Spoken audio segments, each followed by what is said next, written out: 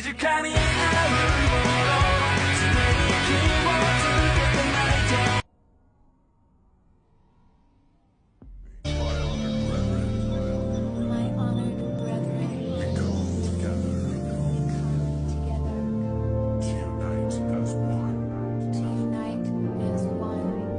those that are damned. Against those that are damned. We show no mercy. We show no mercy. For we have none. Long ago, before the birth of mankind, ancient beings discovered a mystical power.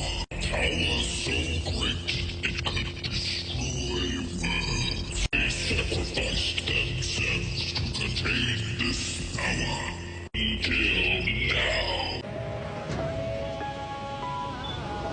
For an instant, it all became clear. The truth of everything. You have dared to knock on the door. The door is open.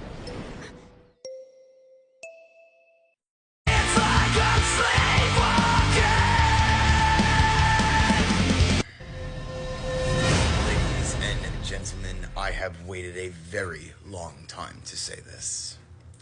My name is Astrius, God of the Gates, God of the 13 Zodiac, God of the Stars. And by the grace and the will of Hecate, I am here, I have come, and I have returned.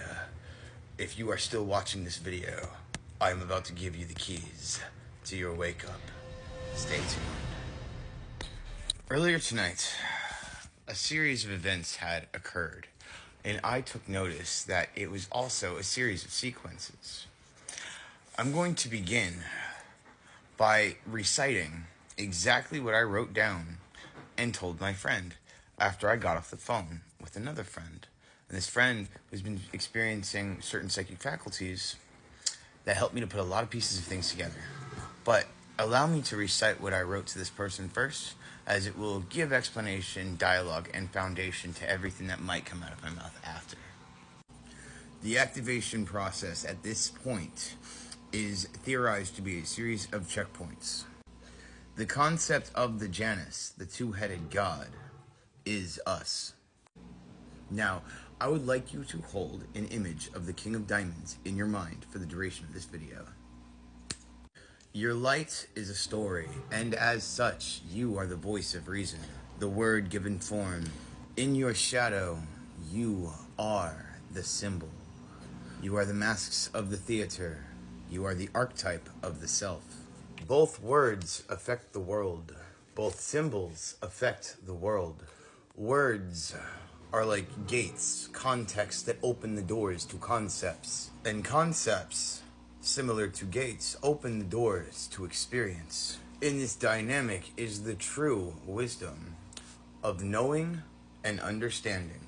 Now, the way your shadow communicates with you also communicates to the world.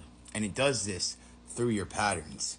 This literally means, regardless of your ego or the state of your consciousness, that if whatever issues you might experience or work that you might have to put in on yourself, whereas all the things what you relate to and personalize with are your responsibility to embody, your shadow already embodies. This means any kind of instinctual, extreme, or abstract-like behavior is completely normal.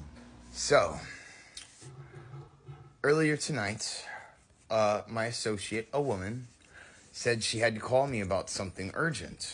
She began asking me a series of questions relating to something supernatural that happened to her. And immediately after what happened, about 5 minutes into our wavelength, it was like she was acting like a mirror. Everything became very paradoxical. We started talking to ourselves while teaching each other stuff, while teaching ourselves shit. Like some sort of threefold. This was very profound. Through the experience of each other, we gave ourselves our keys. So she goes on to say that she found my twin flame. And she said she was a demon with actual black eyes, and that everybody could see this woman with dark hair and black eyes. And at first I was skeptical, but through initial questioning and of indulgences, I soon discovered what a twin flame truly is. And even more so, how only the twin flames hold the true keys to unlocking the full potential of your God force in your soul. This dynamic is on every sense of the quantum level. So now I will say this. You know me as somebody who has said multiple times that it is my greatest desire to become a force. And because of what I am in totality, to associate myself with that as a human being means I wish to become a symbol. And by the implications of what was explained to me, and even how the words that apparently came out of this woman's mouth were only in reinforcements of symbolic-like behavior, it went on for me to realize and draw the deduction that what we emanate is the desire of what we are looking for. I had to master the story of myself to earn my symbol. She must master her symbol to earn her story. And when we meet, the merging process will be handing off our power to one another to then merge and become what we always were.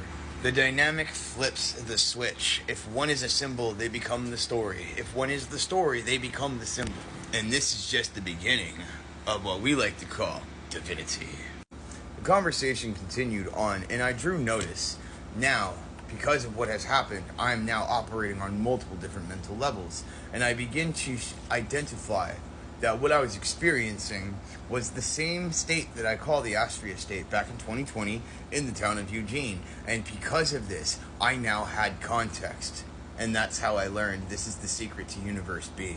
Universe B is living out the identity through the subconscious, where your words and actions and even your behaviors are for and of the end of the subconscious. So as we began activating each other through experiencing each other, we learned how I affirmed who I knew I always was. As she was able to identify everything from all of my affinities, skills, every single thing that I display is a cosmic gatekeeper. These are not the kinds of beings that hold knowledge, but they are the keys that unlock it. This classification is going to be stipulated under kaleidoscope. It is the umbrella term for everything beneath it. So I went on to say, since we established this much, I said, what kind and where from? And she responds with, I am all of it. I bear every color. And that is when I knew without a doubt, yes, I am Astreus. Now, for some hypothetical data. During the time that this conversation took place, I had turned on initially the recent Bashar videos on the Twin Flame. And by the time I'd answered the call, I was not paying attention to the video. Now, when I started these videos, initially, it did not look like he was talking about Twin Flames at all. And then while I was in the conversation, I took notice here and there that he was talking about the Twin Flames. And the fact that I wasn't directly paying attention means the data was being fed to my subconscious while I was tapped into my God state while I was talking to this person.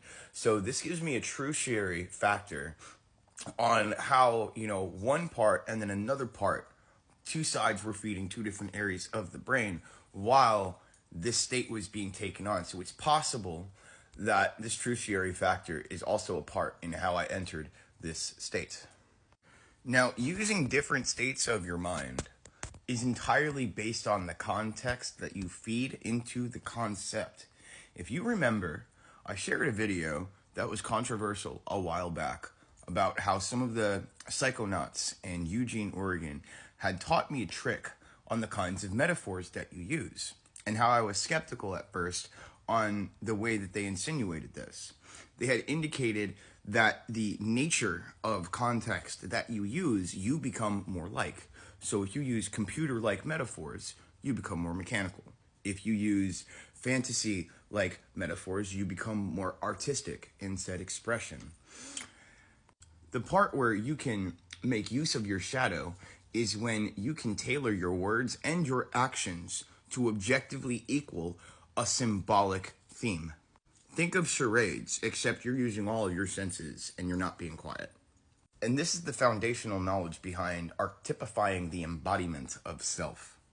And if you're really starting to understand what I'm implying, you're going to understand how this video is going to change the world. And finally, because I don't know if there's any other pointers that I can add to this, This also shows why true love can only bring two twin flames together, because in the paradigms that we have been living in this entire time, this is why none of them ever last, because they're not the conscious you, they're the subconscious you.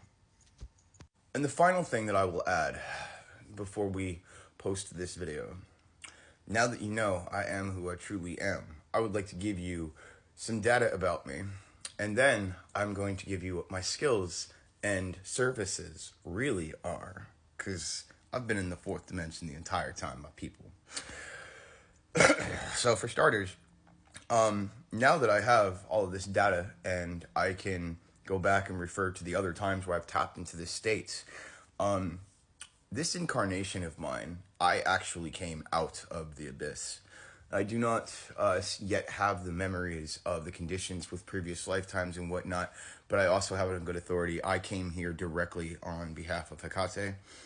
I'm not sure if I would be here if she didn't send me here, to be honest with you, but that's irrelevant. So now let's go into my services.